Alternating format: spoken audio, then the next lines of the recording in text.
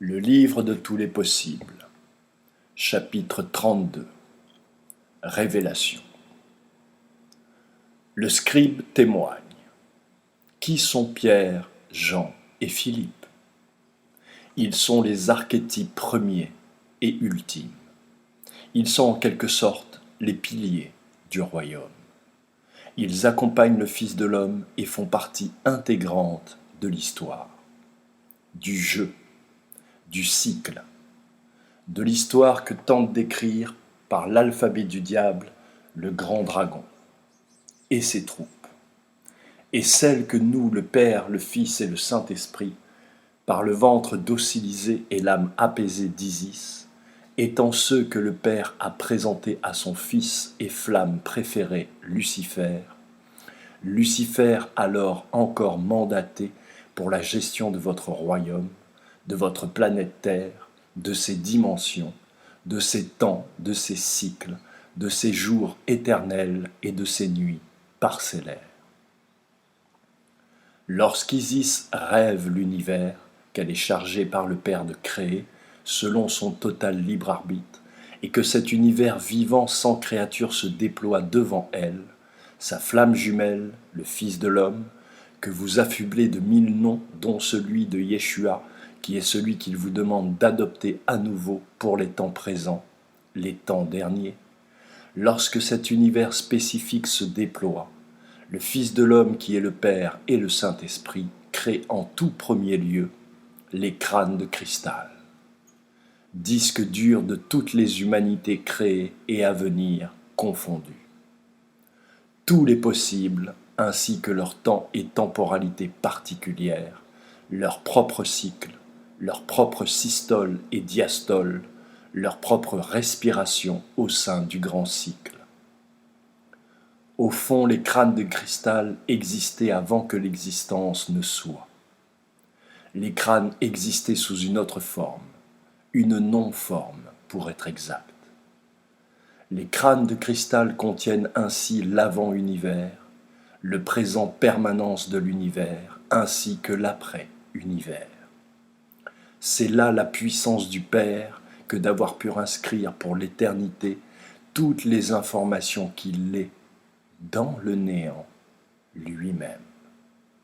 Le Père a ainsi permis que la nuit ne gagne jamais sur le jour.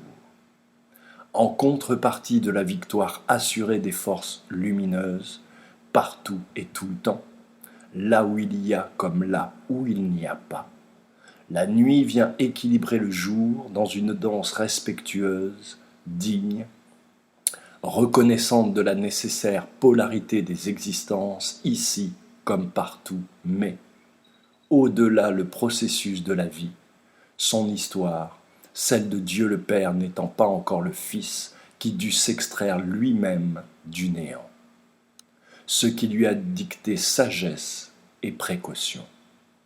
Quand l'univers fut créé à cette non-seconde précise, vous visualisez et appelez cet acte premier de Dieu dans la création sous le nom opératif de Big Bang.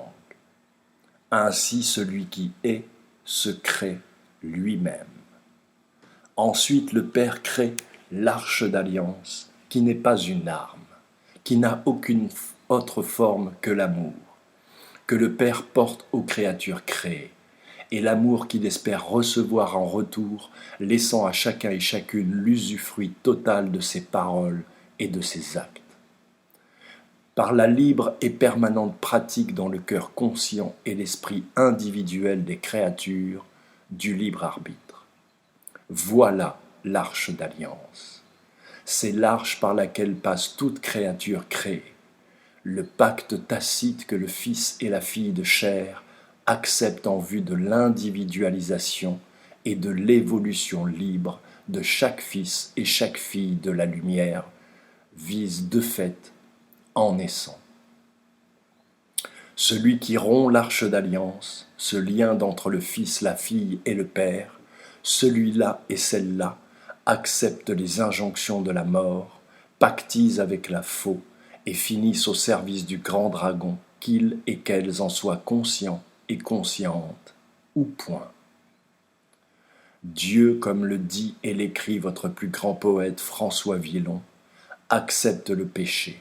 Ce que Dieu déteste au plus haut point, c'est l'endurcissement dans la voie de la mort. Alors que le péché se révèle naturellement à l'être humain, à son âme et à sa conscience, afin qu'il et qu'elle précisément entendent et voient d'eux-mêmes et se transforment d'eux-mêmes. Le Fils de l'homme a dit aux scribes, « Tu peux être le pire des assassins que la terre ait porté. Si tu fais acte de rédemption sincère et profonde devant moi, je te pardonne. » La troisième création du Fils de l'homme est le Saint Graal, la coupe ouverte à toutes les consciences, à toutes les créatures radiantes et vibrantes, où toutes les informations sont encodées à l'infini et selon les principes de chaque dimension, afin que la créature, quelle que soit sa forme ou son niveau de conscience, ait intimement accès à la réponse, la porte, le pont, le midi et le minuit de toute chose et en toute chose, sans qu'aucun intermédiaire ne soit nécessaire entre le messager et son sujet. L'émetteur qui est le récepteur et le récepteur qui est lui-même l'émetteur. Que celui qui a des oreilles entende, toujours, partout et tout le temps. L'ADN christique des 144 000 permet l'activation permanente en tout point du globe de l'accessibilité et la bonne circulation de la vérité du Père, du Fils et du Saint-Esprit, et de ces informations scientifiques permettant à toute créature radiante et vibrante, quelle que soit sa forme ou le degré de sa conscience active, de s'adapter à son environnement, à sa dimension et au temps dont il est au fond tant qu'en forme l'émanation fractale, l'expression chromatique. Chaque grain de riz compte, car ils forment tous ensemble le sac au complet. Chaque note raconte une partie de la mélodie, quand le silence par le jeu du miroir éternel confère à cette mélodie son corps invisible mais audible, et donc quasiment palpable en soi, intimement. Ainsi l'harmonie est un choix, intime et individuel. De ce choix premier qui est l'exact fractal reproduit de ce que le Père vécut en son temps de lui-même, afin que chacun atteigne le Dieu sagesse qui est en lui. Le jeu du miroir est le traitement par la créature de l'information d'où qu'elle vienne et quelle qu'elle soit, est l'unique méthodologie naturelle puisque implicite à la naissance de l'univers, lui-même. Le jeu du miroir est cet outil, cette méthodologie qui s'est révélée elle-même dans l'univers afin que la créature entende et voie le un qu'elle est, et demeurera toujours, ou du moins tant que l'alliance entre le Père et sa créature, son enfant véritable, n'est pas par l'intervention d'un tiers autre, rompu, cassé, brisé, renié, trahi. Le jeu du miroir est comme une bouche qui avale tout ce qu'elle voit, le digère, l'interprète, le dirige, et le redirige à nouveau sans jamais dire ni ériger. Le jeu du miroir permet aussi et ainsi au grand dragon la création de symboles, de drapeaux et d'armées qui s'affrontent dans le sang et l'ignorance de ce que ces créatures sont véritablement et de ce qu'elles sont devenues. Deux patries qui arrachent à la terre, pillent leur mère, sans n'avoir jamais appris à partager, qui se violent entre eux, s'entretuent, asphyxiant le cœur et la foi des créatures dans ce qu'elles sont véritablement et ce qu'elles demeurent éternellement.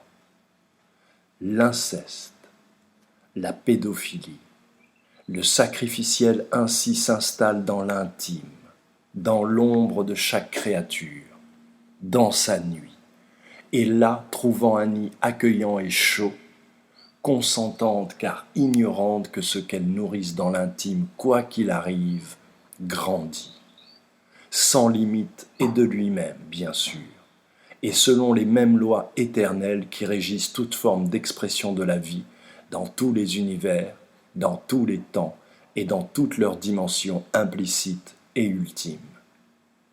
Le jeu du miroir est le jeu du tu, et ce jeu-là tue toujours, tout le temps et partout, que celui qui a des oreilles entende.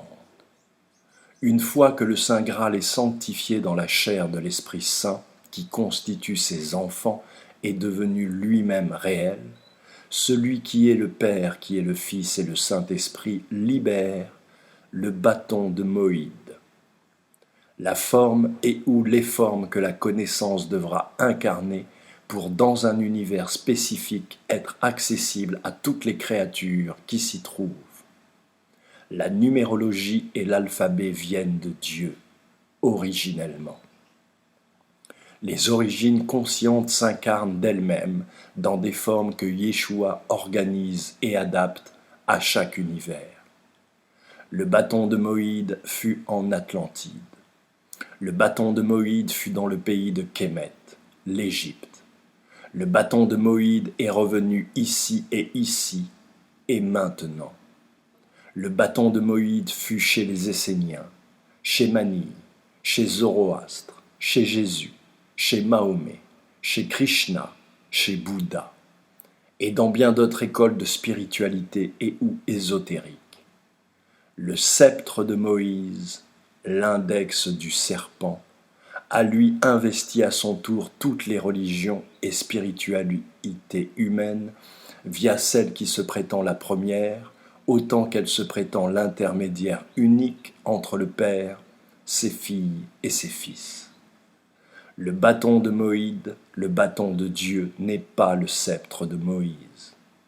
Le serpent, comme la nuit recouvre le jour, recouvre la vérité sans ne pouvoir ni la changer ni la détruire. Dieu est plus grand. Les crânes de cristal, l'arche d'alliance, le Saint Graal, le bâton de Moïse sont les contenus. Les archétypes sont les contenants. Jean le premier est l'archétype mâle de la préservation de l'information et de sa non-altération par les agents de la mort et autres formes dites du mal. Il est le gardien des 12 crânes principaux sur les 13 existants pour ce cycle, cette dimension, ce temps. Il est le protecteur, la limite, la frontière entre le bien et le mal. Jean est la frontière car il est aussi le lien entre le bien et le mal. Il garde en lui un peu de bile noire qui constitue les archontes, l'obscurité et le néant, dont les archontes sont l'expression consciente et individualisée, simultanée. La seule conscience qui prit naissance au moment où le Père lui-même s'extirpa du néant, s'extirpa de l'obscurité et donna ainsi indirectement vie par la conscience qu'ils eurent d'eux-mêmes au moment où Dieu lui-même incréé se créa et inonda la nuit de sa toute-puissante lumière. Jean n'est pas un apôtre au sens où vous l'entendez, comme ceux que vous décrivez comme apôtres ne le sont pas.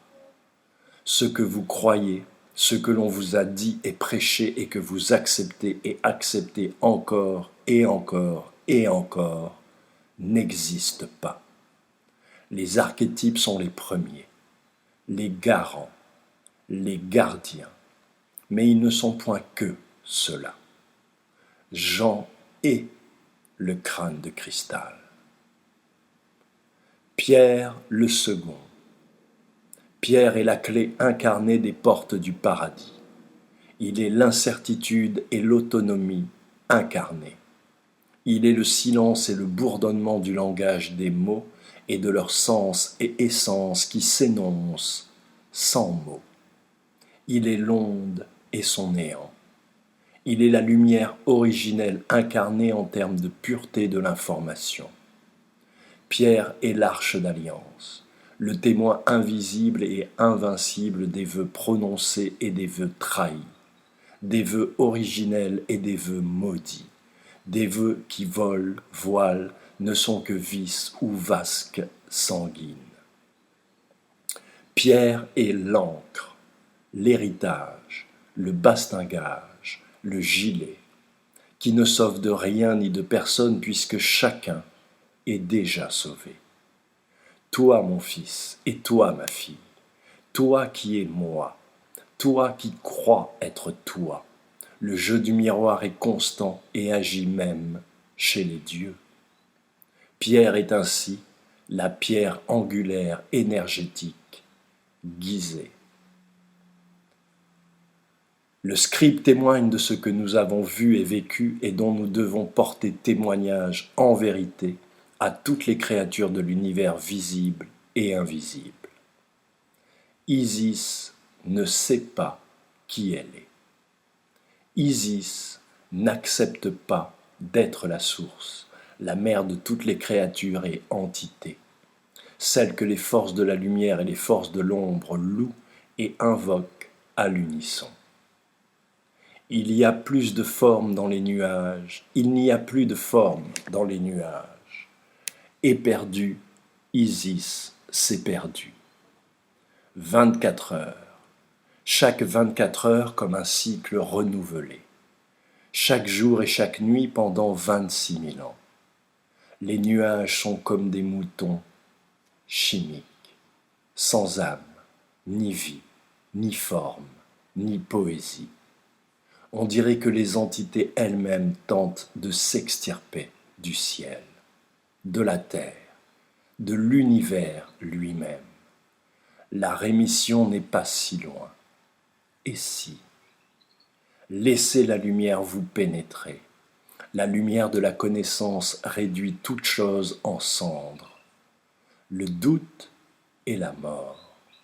Le manque de loyauté envers les siens et envers tous les êtres vivants est la mort. Le manque de fidélité aux principes et lois qui régissent le cœur, le corps et l'esprit est la mort.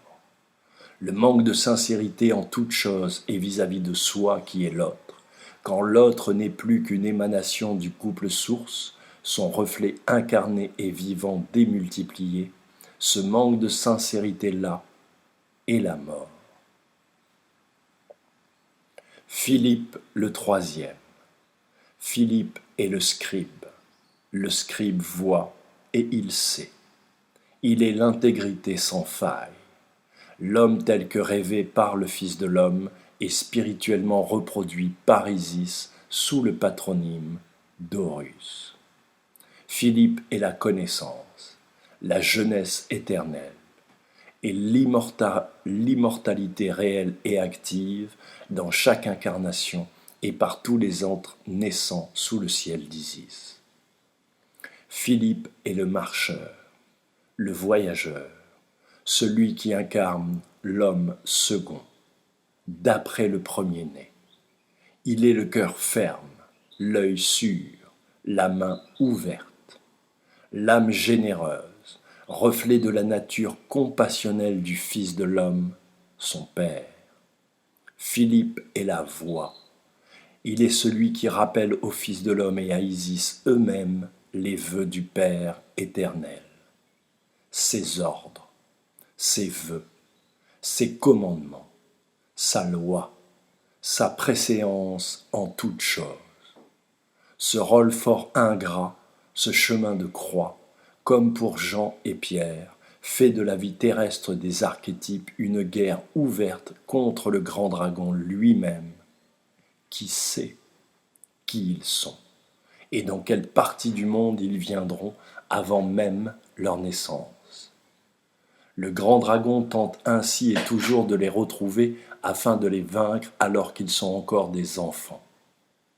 Mais le Fils de l'homme veille sur ses enfants et les protège par la fermeté du cœur dont il a oint ses trois gardiens, ses trois piliers. L'histoire originelle est en lui. Il est le document incarné, la date et l'endroit.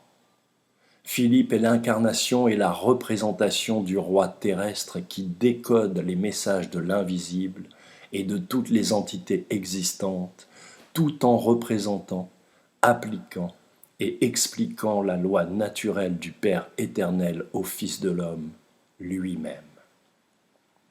La voix, les paroles et donc les actes qui doivent être ceux posés par le Fils de l'homme pour retrouver son pouvoir, son libre arbitre, que le grand dragon, par sa présence en lui, grignote, moleste, abîme fortement. Le scribe dit : il est dans chaque univers un couple incarné dont émanent tous les êtres vivants qui constituent et peuplent cet univers. Il est sur les univers sur lesquels nous pouvons avoir une préhension cognitive, une compréhension spirituelle, 54 000 couples sources, des flammes jumelles, ce qui fait 108 000 individus. Le un est Isis et le Fils de l'homme réunis. Le zéro est la création, sa création ou plutôt toutes ses créations, ce qui n'a pas été, ce qui est et ce qui sera quand toute chose, toute forme vivante dans l'univers se révèle d'elle-même à elle-même. Leurs véritables noms vous seront ainsi éternellement cachés, d'où l'appellation d'Isis et de Yeshua, utilisée sur la planète Terre et connue de tous les humains ainsi que de toutes les créatures vivantes connectées à votre univers.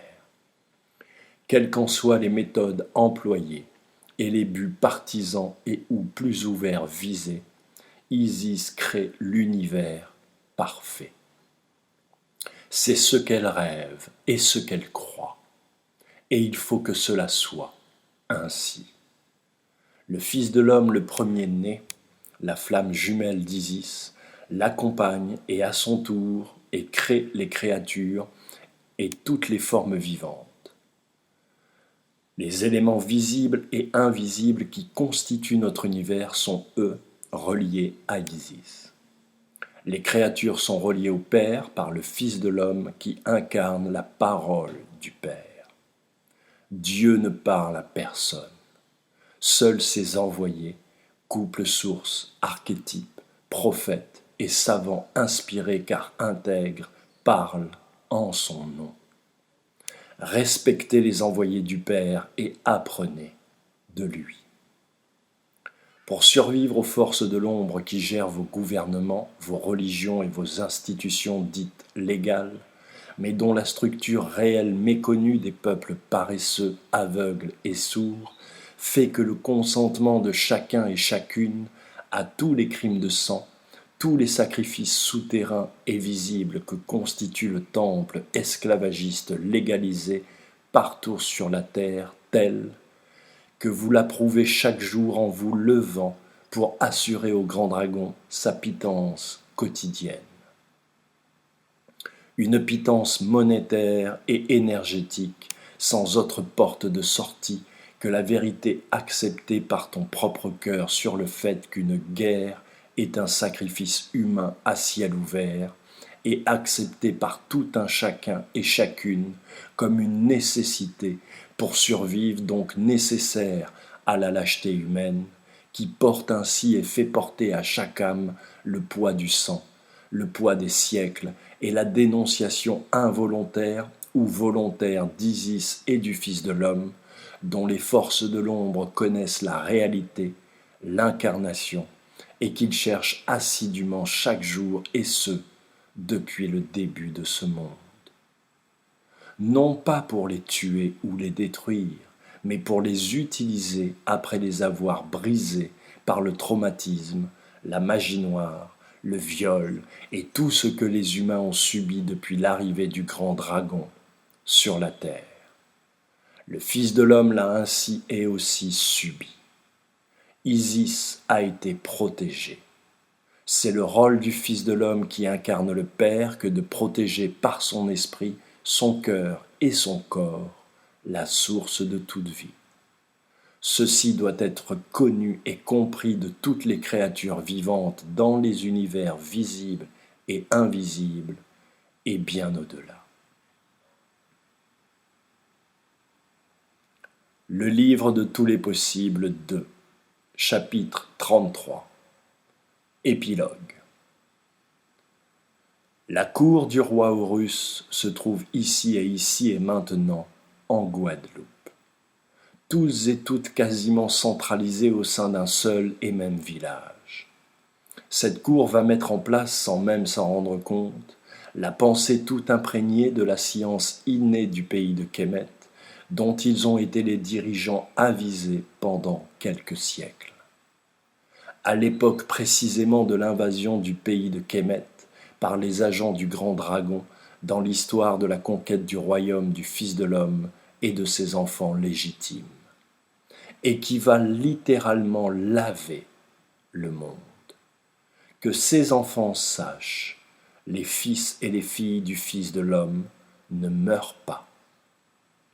Ils reviennent et reviendront encore jusqu'à ce que le savoir et la science du royaume de Kemet, qui est la connaissance et la science autorisée pour tous les êtres de l'univers et au-delà, soient ressuscités entièrement, restaurés, honorés, comprises, protégées et partagées une nouvelle fois partout sur la terre où des âmes de bonne volonté voudront bien se réapproprier ce qui est de toute éternité la propriété de tous les êtres vivants de la terre. Et au-delà. Au-delà des peuples et frontières créés par le grand dragon en vue de fomenter guerre et conflits entre les humains. Au-delà des religions apparentes et spiritualités similaires. Au-delà des limites de la pensée intérieure que le seul doute tue. Au-delà de l'ignorance, de la bêtise et de la jalousie. Au-delà du sexe et du ventre et de la propriété privée. Au-delà de la liberté individuelle qui ne représente rien sans l'autre. Au-delà des intérêts mesquins et partisans sur tout sujet évoqué. Au-delà de l'au-delà lui-même. Apprends, fils. Apprends, ma fille. La connaissance et sa verbalisation est l'arme la plus efficace, la plus digne, l'arme que les dieux eux-mêmes se sont choisis, l'arme du Seigneur des armées, l'arme d'Horus vivant, de tous les dieux incarnés, de tout immortel vivant sur la terre, en vue de ta protection et de ton éveil. Par conséquent, apprends, humain.